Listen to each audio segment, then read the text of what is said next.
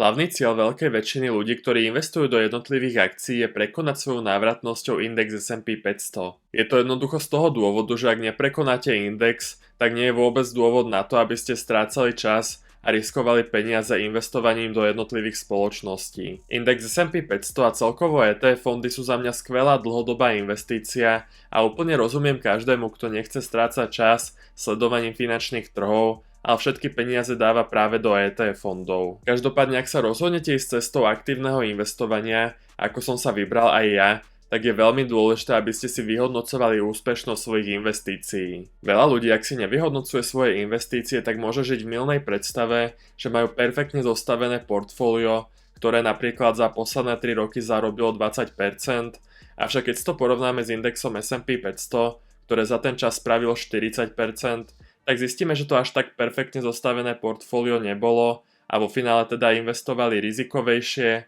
míňali na to viac času a zarobili aj tak menej peňazí.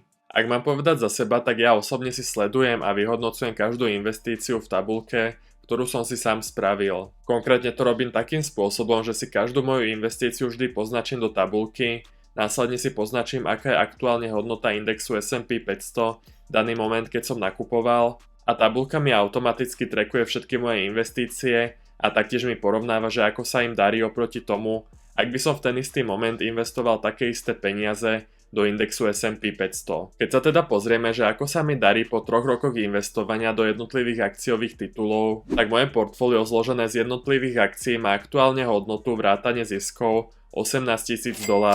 Ak by som však nakupoval namiesto mojich jednotlivých akcií index S&P 500 za rovnaké sumy, tak by moje portfólio malo hodnotu len $15,500, teda o $2,600 menej. Čiže zatiaľ mi moja snaha, celé to sledovanie finančných trhov a analyzovanie spoločnosti prinieslo nadvýnos oproti indexu S&P 500 zhruba $3,000, pretože moje portfólio je v pluse zhruba $5,500 a keby investujem len do indexu S&P 500, tak by som bol v zisku $2,500.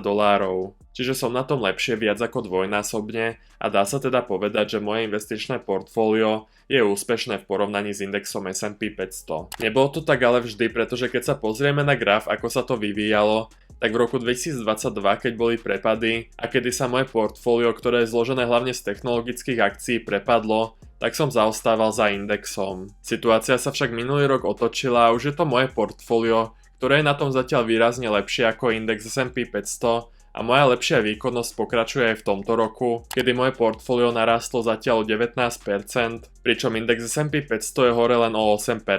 Osobne si myslím, že každý, kto investujeme do jednotlivých spoločností, by sme si mali takto vyhodnocovať svoju návratnosť v porovnaní s indexom S&P 500. Teraz sa pôjdeme pozrieť na to, že ako sa mi podarilo, že ten index S&P 500 prekonávam. Keby ste sa ma spýtali na 3 najdôležitejšie veci, vďaka ktorým sa môjmu portfóliu tak darí, tak by som vám povedal, že za prvé to je disciplína, druhá vec je disciplína a tretia áno, hádate asi správne, takisto disciplína. Dokonca aj samotný král investovania Warren Buffett povedal, že ak chceme uspieť v investovaní, tak nemusíme byť múdrejší ako ostatní. Musíme byť ale disciplinovanejší ako ostatní. Čo to však ale znamená v praxi a ako ja vďaka disciplíne dosahujem dobré výsledky? Veľa ľudí si môže myslieť, že pri investovaní musíte 6 hodín denne sledovať grafy a sledovať pohyby cien akcií, aby ste včas vedeli reagovať na aktuálnu situáciu na trhoch. Úplná hlúposť. Pozrieme sa na investíciu Warrena Buffetta do Coca-Coly. Warren Buffett do Coca-Coly investoval pred 32 rokmi. Na tejto investícii zarobil naozaj veľmi veľa peňazí. Máte pocit, že bolo potrebné, aby celých 32 rokov sledoval graf akcií Coca-Coly? Určite nie. Jediné, čo bolo potrebné, bola disciplína držať a nepredávať akcie tejto spoločnosti, keď bol náhodou zlý sentiment na akciových trhoch a akcie Coca-Coly padali. Warren Buffett musel mať naozaj silnú disciplínu držať akcie Coca-Coly celé desiatky rokov a práve v časoch, keď akcie Coca-Coly padali, tak dokupoval akcie tejto skvelej spoločnosti. Disciplína je teda podľa mňa kľúčom k úspechu a je to niečo, vďaka čomu sa môjmu portfóliu darí a vďaka čomu prekonávam aj ten slávny index S&P 500. Aktuálne je moja najväčšia akciová pozícia spoločnosť Meta.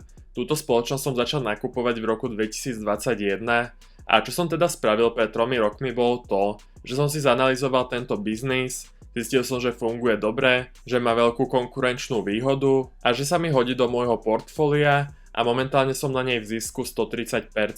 Čiže moja analýza bola správna a akcie sa mi zhodnotili. Toto by som však nedokázal, keby som nemal disciplínu, pretože počas tých 3 rokov som zažil pád o 76% a čo som robil bolo to, že som stále dokupoval ďalšie akcie Mety. Inými slovami som nepanikáril, nečítal som poplašné správy o tom, jak ide Meta skrachovať, ktorých bol mimochodom vtedy plný internet, a stále som bol disciplinovaný a dokupoval som ďalšie podiely tejto spoločnosti. Na začiatku videa som vám hovoril, že každú svoju investíciu porovnávam s indexom S&P 500 a to isté robím aj pri Mete.